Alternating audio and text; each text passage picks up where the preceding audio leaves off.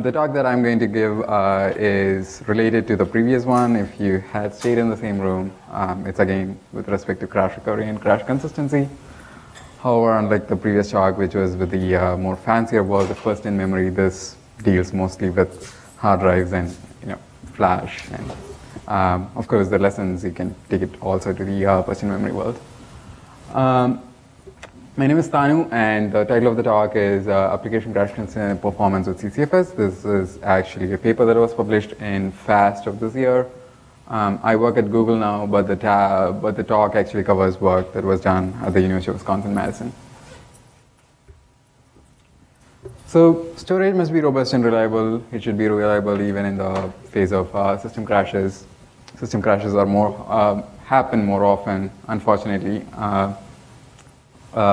More often than many of us would expect. For example, in 2016, power losses caused a GitHub outage and also internet outages across the UK.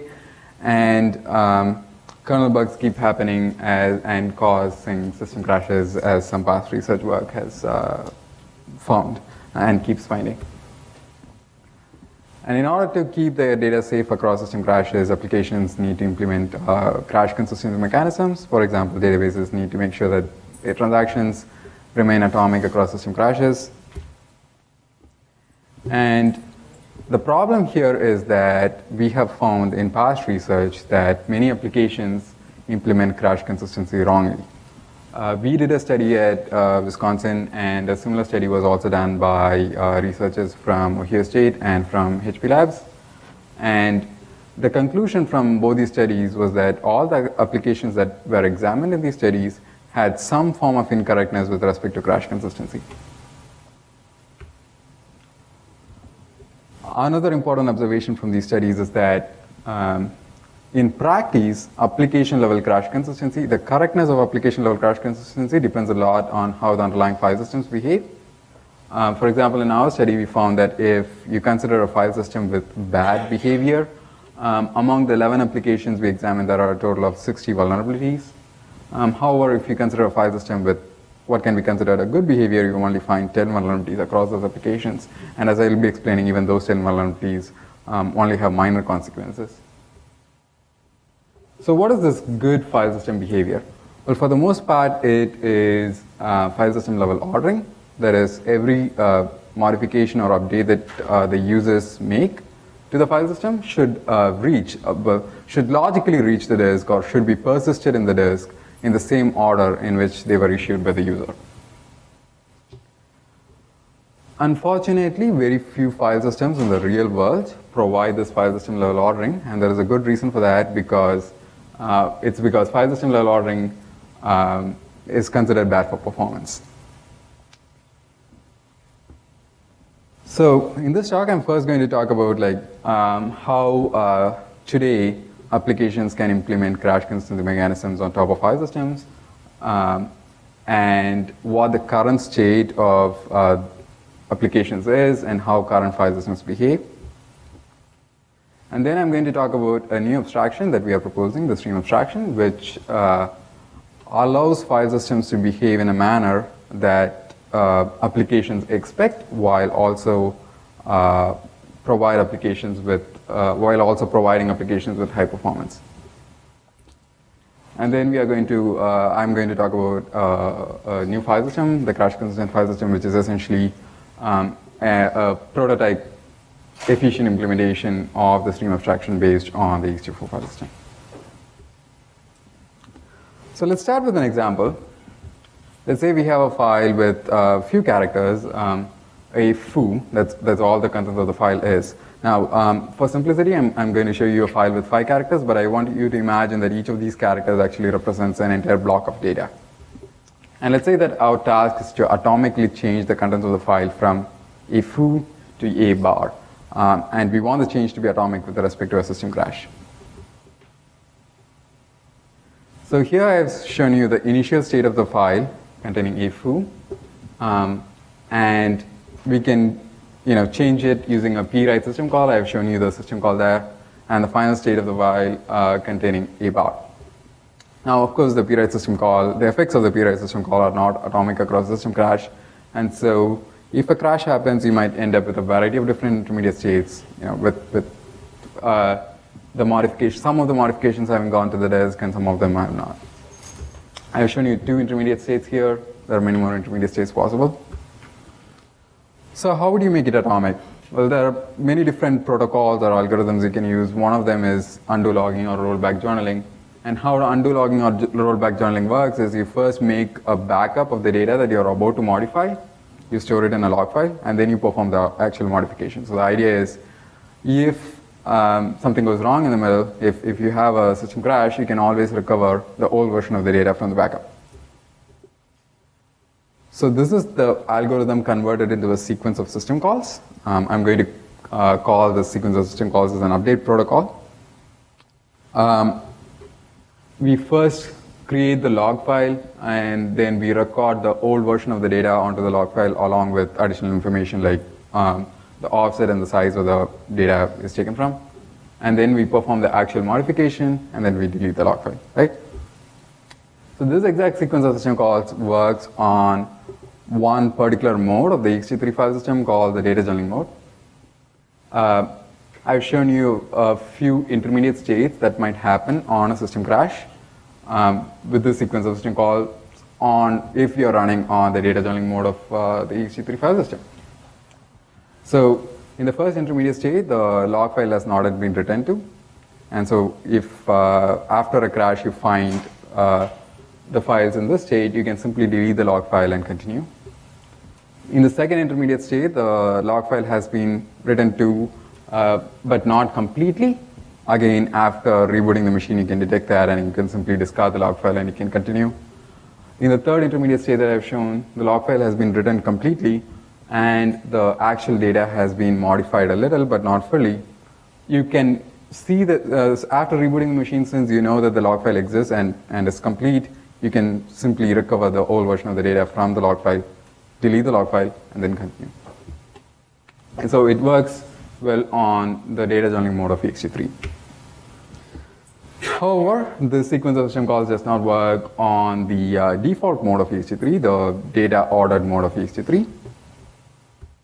The reason is the data ordered mode of ext3 is allowed to reorder the 2 data writes, and you might end up sending the write to the actual file to the disk before you send the writes to the log file. So you might end up in this particular intermediate state wherein the writes to the log file have not been sent to the disk and the actual file has been semi-modified, right? And so you cannot recover from the state. Yeah.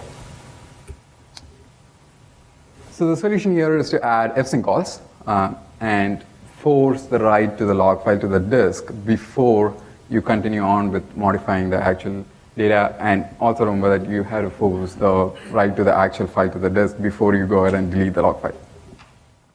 So with these additional fsync calls, the protocol works on the data journaling mode of ext3 and the data ordered mode of ext3. However, it does not work on yet another mode of ext3 known as the write back mode, because in the write back mode, this sequence of system calls if a crash happens can actually lead to a state where the log file is filled with garbage. And if you observe this particular state after rebooting the machine, you do not know whether the contents of the log file are garbage or actual data, and you might end up recovering the garbage. Right? So the solution for this is to add a checksum. And if you add the checksum, then this particular protocol works on the data journal, data ordered, and the write back modes of ext3. However, even this is not sufficient according to the Linux man pages, because according to the Linux man pages, even if you follow this particular protocol, there might be a system crash and you might observe a state wherein the log file is simply non-existent. Right?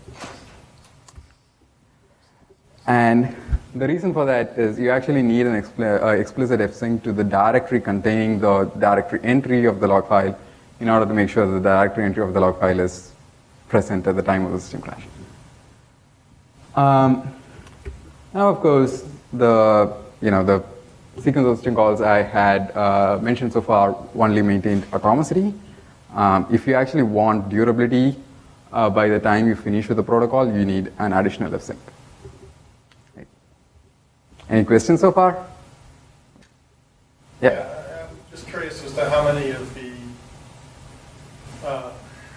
persistence botches that you found are related to Linux's misimplementation of fsync. Right? I mean, it doesn't follow the POSIX spec. So, how many of them are because the application was written correctly if the POSIX spec was followed, but happened to operate incorrectly because the fsync doesn't work properly on Linux? On Linux. Yeah. Okay. So let's divide the question into multiple parts. So first, we can have an argument for some time, I think, on what exactly POSIX specifies with regards to this, and whether Linux follows it, whether BSD follows it, who is right, and so on. As far as to the bugs that we find, I think these days most of the Linux file systems follow, I think, what is very reasonable. And okay, very reasonable in the sense, it's you don't fsync a file and then reboot the machine and find the file disappears, right? So that much I think is promised by all the Linux file systems, and therefore we did not find any bugs. Okay, we did not find any file systems that behaved that way, any file systems in their default configuration that behave that way in Linux today.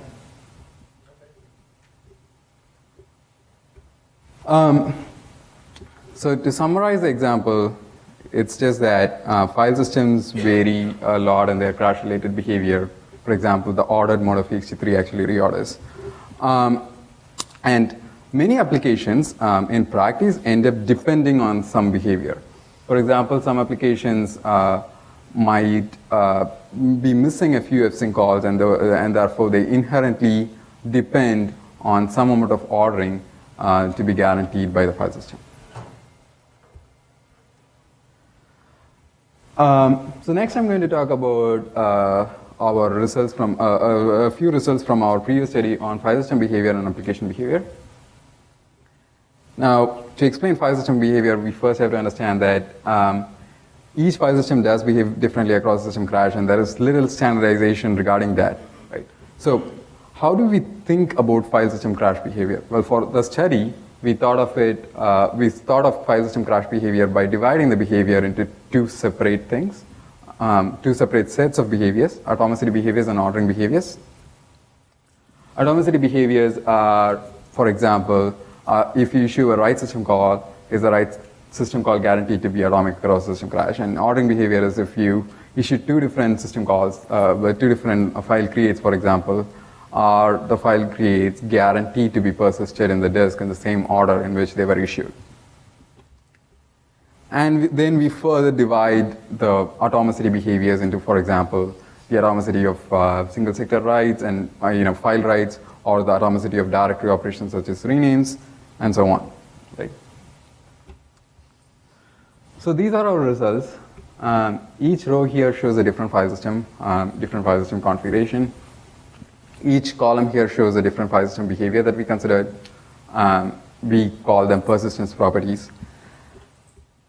For example, this particular column shows whether directory operations such as renames are atomic across system crash. And if you find a cross mark in this table, it means that that particular persistence property was certainly not obeyed in the file system, meaning that that behavior was not satisfied by that particular file system. So here, what we are essentially saying is in ext2, that can be directory operations, for example, renames, that are not atomic. Now, if you don't see a cross mark, it simply means that we were not able to find any evidence that the property was, the behavior was violated or the property was violated. The summarization of all these results is simply that file system behavior varies a lot, right? And you cannot assume behavior, file system behavior. So that was file systems. Yeah. So, question: did you try DFS on Linux? We did not, unfortunately. Yeah. This was done a few years ago, 3 years ago, I think. Yeah. So that was file system, the results of a file system study. Now I'm going to move on to the application study. In order to explain the results of this study, I need to explain a term called vulnerability that we defined. So, according to our definition, a vulnerability is a place in the application source code that might lead to an inconsistency during a system crash, depending on how the underlying file system behaves. Right, so, these are the results from the application study. Each row shows a different application. Each column shows a different file system. And the numbers show the vulnerabilities of that application on that file system, considering the safest configuration of the application. I've also shown the file system behavior, summarize the file system behavior, if you will, of each of these file systems as the ordering and the atomicity behavior. So if you consider an ext2-like file system with really bad ordering and atomicity behavior, you find that across these applications there are a total of 60 vulnerabilities, and you also have serious consequences like unavailability and data loss. If you consider a butterfly-like file system which has good atomicity behavior but it reorders a lot, you have fewer vulnerabilities but still a significant number, and there are still serious consequences. For example, there is, if you're using repository Mercurial, you end up with repository corruption, and if you're using Zookeeper might become unavailable during that.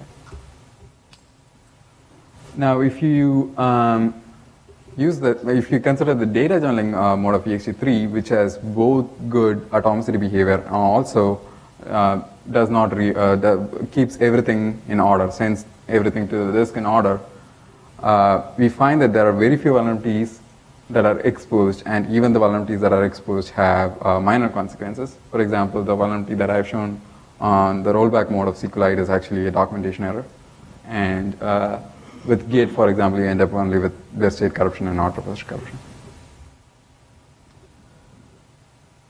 So the problem here is that the real-world behavior of file system varies from the ideal behavior. So what is the ideal behavior? The ideal behavior is ordering and what we call weak atomicity.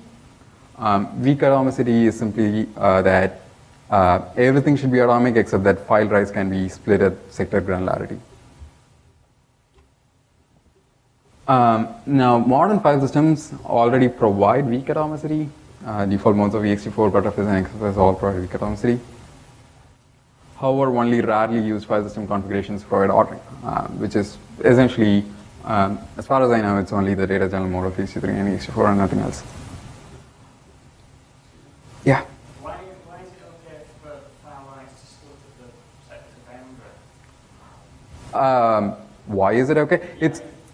It's just that all the applications that we examined so far did not make that assumption ever. Does that make sense? Okay, I'm not actually sure, but I cannot say all the applications. There were very few, or at least I don't remember of any vulnerability that was caused because you were splitting file writes at more than a sector granularity.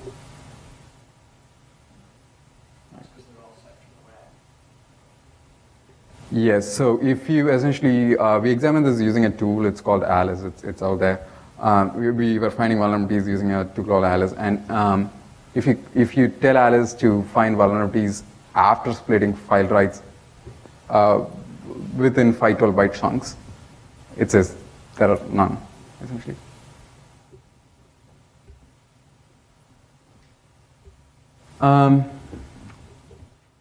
So the thing that I've explained so far is the problem, and now on to the solution. So before explaining the stream abstraction.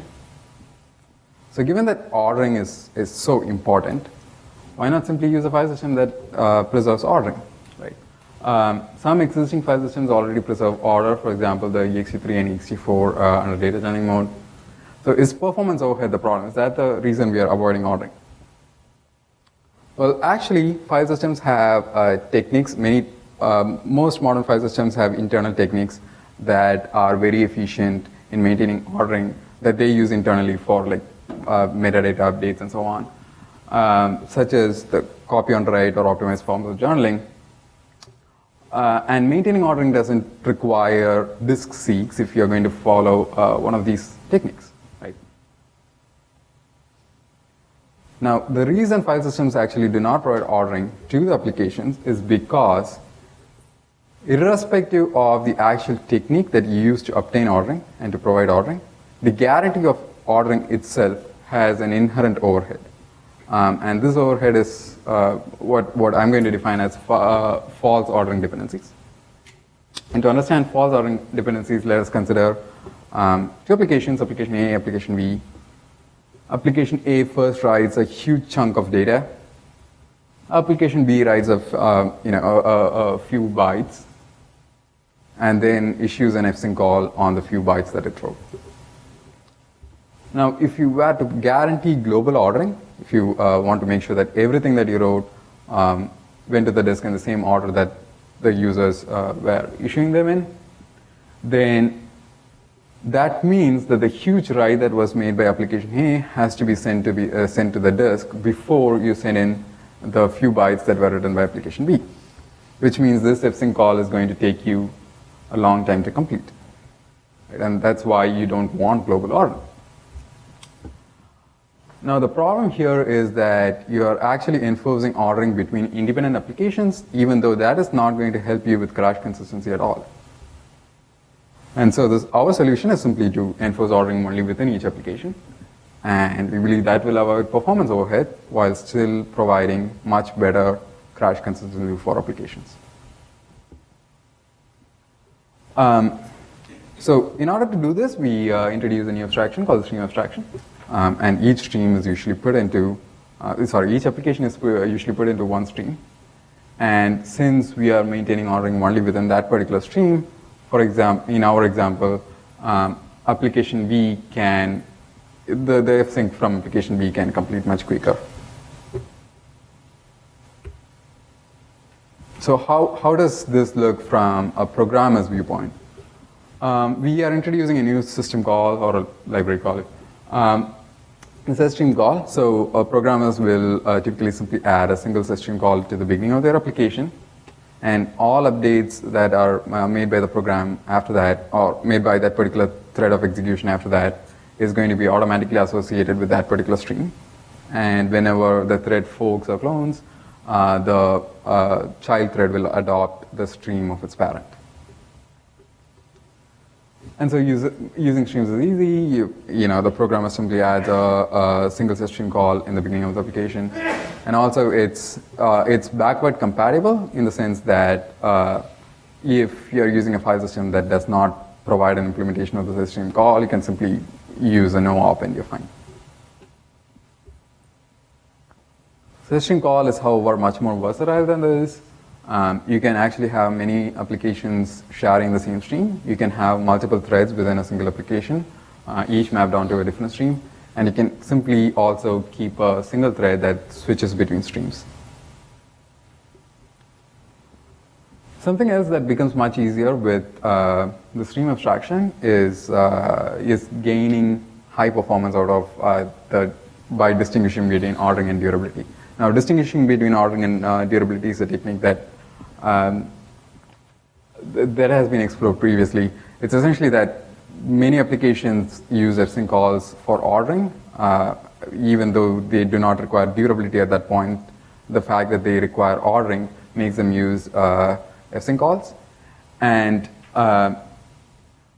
if a programmer is going to use stream abstraction and they're already using a lot of fsync calls for such ordering, then they can simply say, this stream should not obey any of the fsync calls because I'm using all the fsync calls mainly for ordering. And in those places wherever durability is required, they can introduce a new library call called stream sync, which actually enforces durability. Yeah, so that's the area. Questions?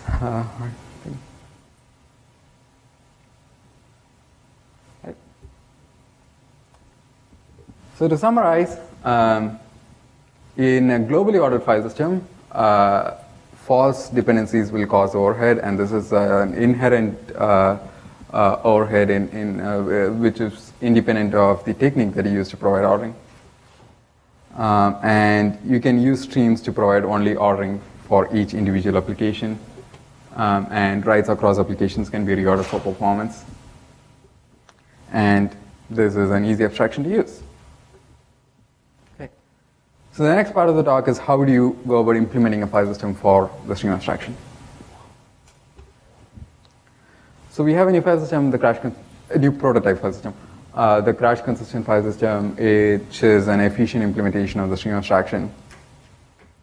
The idea behind it is simple. We already have the ext4 data channeling file system that provides global ordering, and we simply tweak it to provide stream level ordering.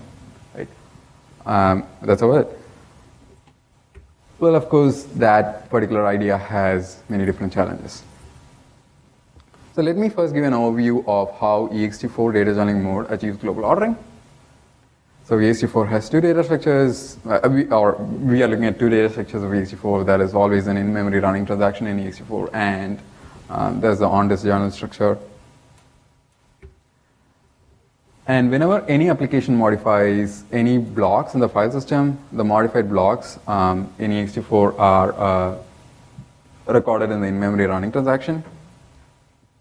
And whenever any application issues an fsync call, the in-memory running transaction is committed onto the on-disk journal. Any future updates made by any application are again are recorded in a new running transaction. And after some point in time, the new running transaction will also be committed to the on-disk journal. If a system crash happens, each of these transactions that have been recorded on the on-disk journal are recovered atomically and in order. And therefore, you get global ordering even if a system crash happens. Now in CCFS, we maintain one transaction per stream. And if there is an fsync call, we simply only commit that particular running transaction instead of committing all the running transactions. Therefore, ordering is maintained within each stream, whereas you still do reorder across streams to maintain performance. Because that's a very basic idea, and there are multiple challenges in doing this. I'm going to explain one challenge, and to understand this, let's consider two applications in two different streams, and they are both creating directory entries in the same directory. Let's also assume that the directory entries are contained within the same directory block.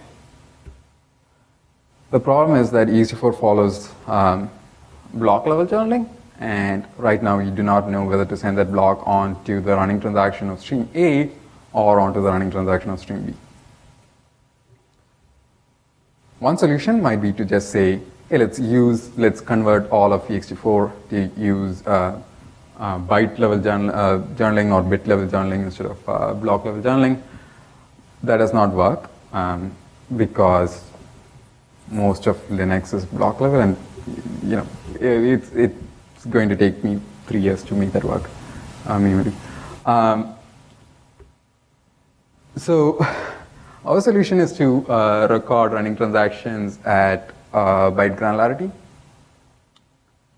But then when you actually commit the transaction, use block granularity, switch to block granularity.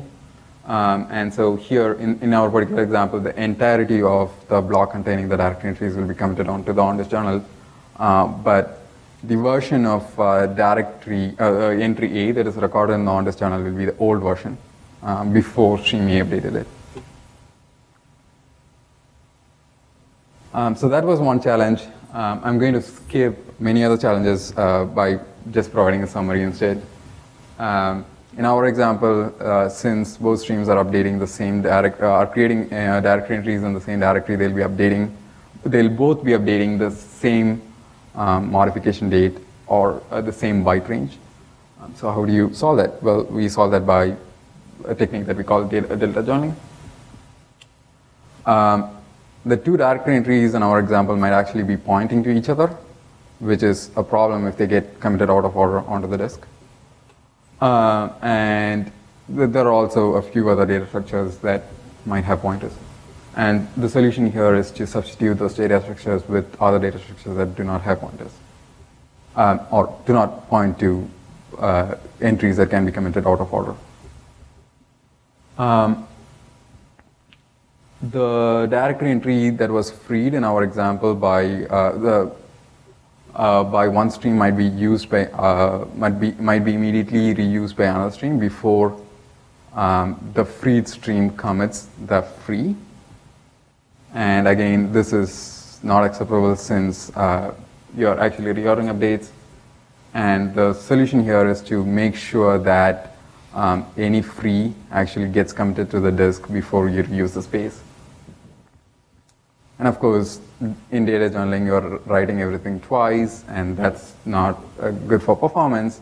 And the way you'd avoid that, and we essentially avoid writing twice as much as possible by using some amount of copy on writes. And we call that technique as selective data journaling. And finally, there is an optimization in ext4 known as delayed allocation, which inherently requires reordering. And we substitute that with another optimization, which we call order-preserving delayed allocation.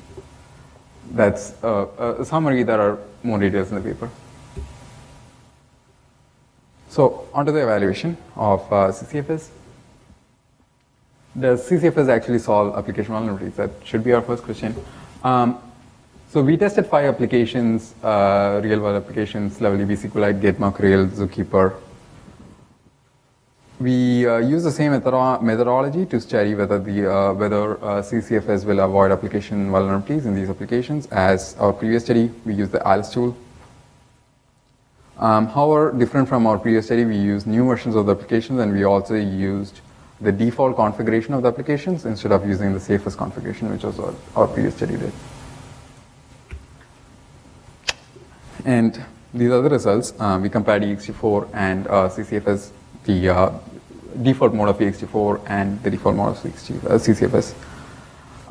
In ext4, across these applications, you find a total of 9 vulnerabilities, and you still have things like consistency being lost in level DB and repository corruption in Git and Mercurial. In CCFS, you find only 2 vulnerabilities in total across these applications. Both of them are in Mercurial, and both of them result only in disk state corruption and not repository corruption. And so the next thing to study that we highlighted is performance within an application. Now, why is performance within an application different? How is it different from ext4? How does introducing streams affect performance within an application? I explained previously when I was explaining false ordering dependencies, I was explaining it in terms of, hey, if there are ordering dependencies between 2 applications, then that will lower performance.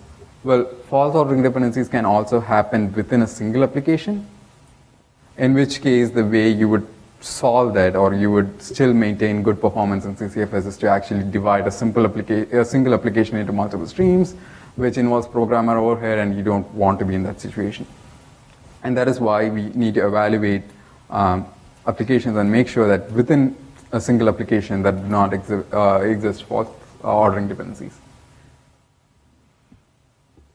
So these are our results. Each of these bars represents the performance comparison between ext4 and CCFS. Each of these sets of bars represents performance comparisons between ext4 and CCFS for different workloads. The blue bars represent ext4 under the ordered journaling mode or the default journaling mode. And the red bars represent CCFS. And this is throughput, so higher is better. We considered both standard benchmarks. They are based on the file bench suite, and also real-world applications, Git, SQLite, and level DB. So if you look at the standard workloads, the red and blue bars are almost similar in all of them, which essentially says that there are no impactful false ordering dependencies in these workloads, and therefore the performance across ext4 and CCFS are similar. However, ext4 reorders, and if these were real applications and not standard workloads, it might cause the application might become inconsistent across crashes. In Git, the results show that CCFS actually performs much better, but that's the reason that is because when we perform this particular experiment while running Git on ext4, we configured Git to make sure that it is crash consistent on ext4, and if we run Git under that configuration, Git issues a lot more fsyncs than it actually does. And if you did not switch on that configuration, then the blue and the red bars would be almost equal, but Git would be inconsistent if there were to be a system crash on ext4. In SQLite and LevelDB, again, the performance is similar on both ext4 and CCFS. However, in Git and LevelDB, what you could do is you can use the distinction between ordering and durability, and you can say ignore all async calls except for stream sync calls, and you can introduce that optimization, in which case performance becomes much more improved with CCFS. So to summarize the evaluation of CCFS, crash consistency is much better than ext4 when you introduce streams because file systems already guarantee ordering. Performance, with very little programmer overhead, essentially introducing a single stream call in the beginning of the application, you can get the same amount of performance as the ext4.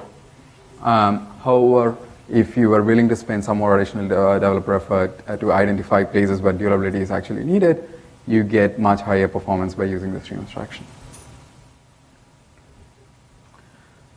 So in conclusion, file system crash behavior is currently not standardized, and current applications have very bad file system have very bad crash consistency.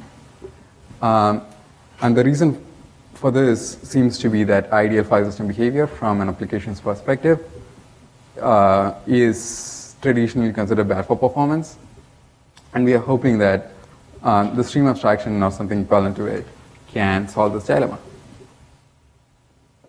So thank you for coming to the talk, and these are research papers that the talk is based on, and I've also linked to a software, the Alice software, that allows you to find crash inconsistencies in your application.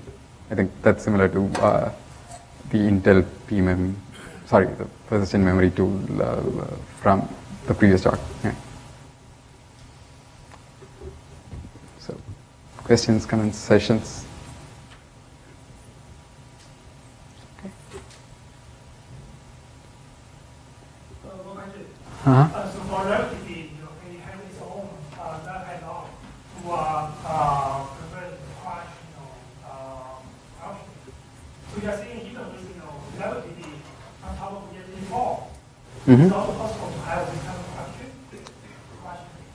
Yeah, I need to be careful when I say that because these results are from a year ago. Well, the first set of results are from 3 years ago. The second set of results are from a year ago, and maybe somebody has patched it after that. But I think that you still might end up with inconsistencies in LevelDB. Yes. So you say that crash consistency is not standardized, but it is file system behavior. How that relates to POSIX? How does that relate to POSIX? Yeah. Yes. So there is a POSIX bug, if you will. A bug has been filed against POSIX, asking people to clear things up, and it is the POSIX standard is not actually really clear on, for example, whether a directory entry of a file should be persisted if you do an fsync on the file. That seems like something that should be standardized. But yeah,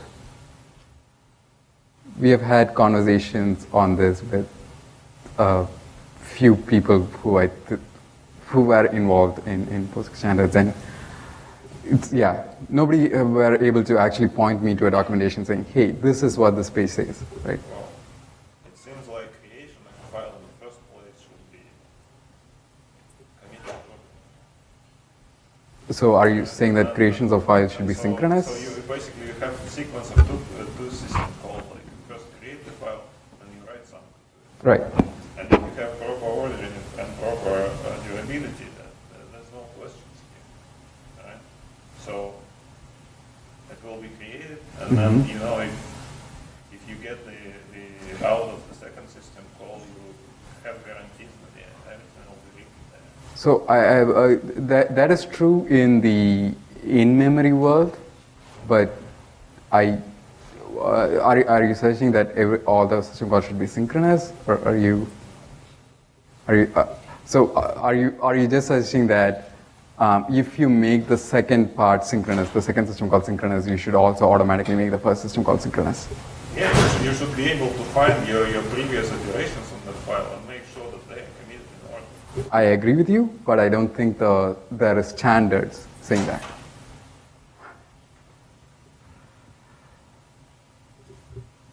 Yeah. I agree that's how things should happen. Is the abstract API that triggers the flash of one application? So, When to trigger the flashing of the cache of one application? so as far as I know, there is no standard system call that can. Okay, so async usually triggers the flush of a file, of all the dirty data in a file. Yes. So the applications need to add a proper abstract in their code to use this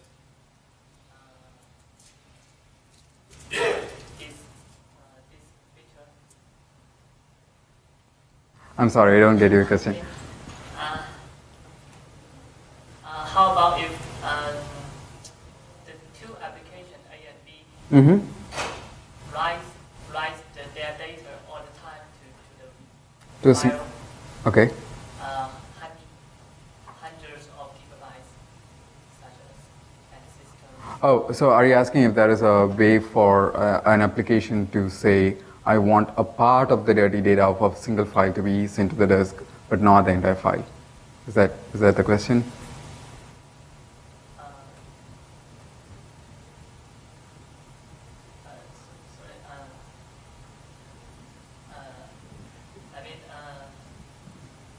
Yes, if both applications write the same file Mm-hmm. and all the time, Okay. then when to do the flash and which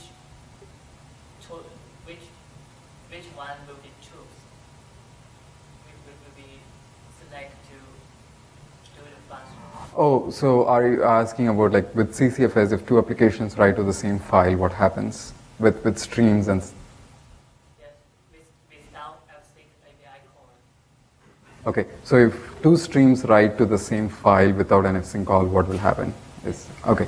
So what we do in CCFS and definition of stream abstraction is, if you actually have two streams that are performing logically related operations,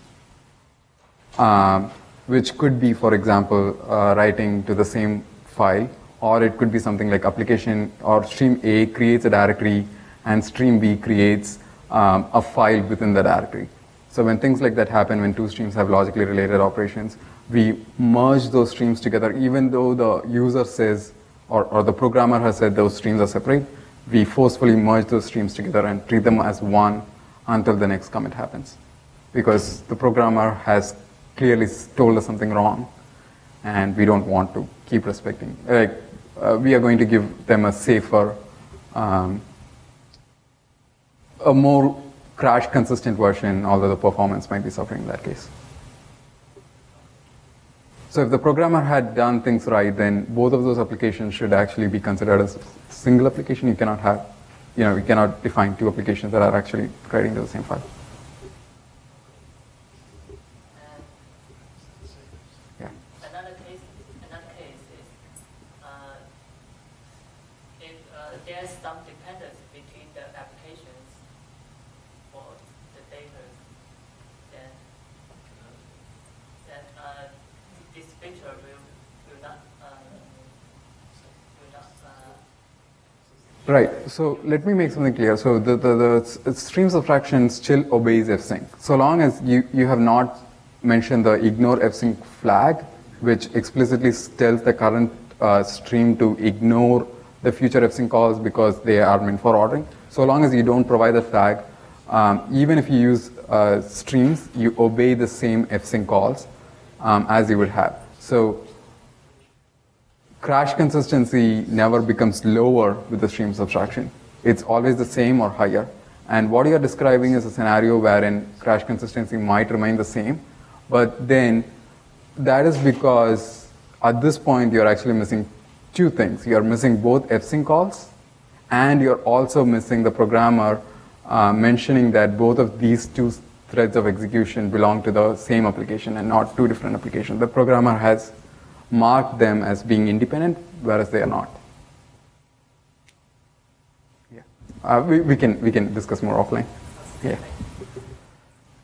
Yeah. How does Google plan to use this in CCFS? Oh, okay. So this has nothing to do with Google. Yeah.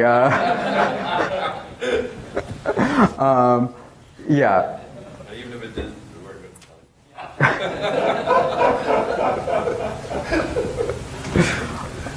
Yeah, I was confused whether I should be mentioning Google in as my. Portability. So you're writing you've got these new system calls, set streams or whatever, Right.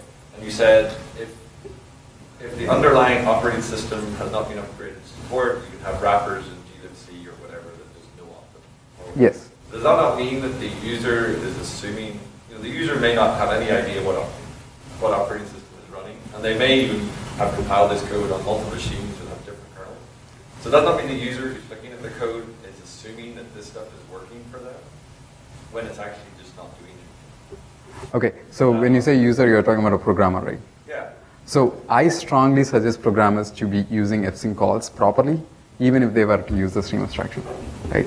So the stream abstraction is essentially kind of like so there are two different modes of using the stream abstraction, and the first mode, which is what I'm trying to keep pushing forward, is as a bandage, is to make sure that applications which were meant to work correctly are actually working correctly. It's, right? So maybe you wrote an application which works correctly on 50% of the file systems, or the file systems that you know of, but then other file systems might do crazy amount of reordering. And in that case, you can use the stream abstraction as the streams concept as a bandage. And that's what you should be doing. Now, the second mode of using the stream abstraction is to improve performance, which is wherein you put in the ignore fsync calls and the stream sync calls. And the reason we did not say, hey, go and delete the fsync calls and just leave the fsync calls that are required for durability. The reason we instead said, let's add a flag called ignore fsync, and then let's add a system call called stream sync, is so that you can compile it to an OOP in other file systems. I guess I was trying to get it through my head whether it's better if that results in a compiler error or warning or something from the library saying, put in a system call that for me is no one. But I guess that happens all the time. Yeah, a warning should be, yeah. Yeah. Okay, okay, thank you. I'll be handing